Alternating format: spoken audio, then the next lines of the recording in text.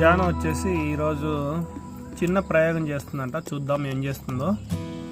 యాక్చువల్గా జిల్లెట్లోకి నీళ్ళు వస్తే కిందికి వెళ్ళిపోతాయి కదా, జాను నీళ్లు వెళ్ళకుండా చేస్తుందంట.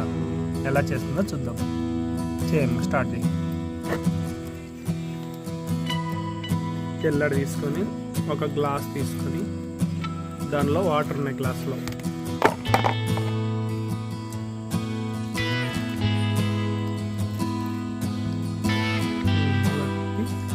గ్లాస్లో వాటర్ ఉన్నాయి, కిందికి వెళ్ళలేదు.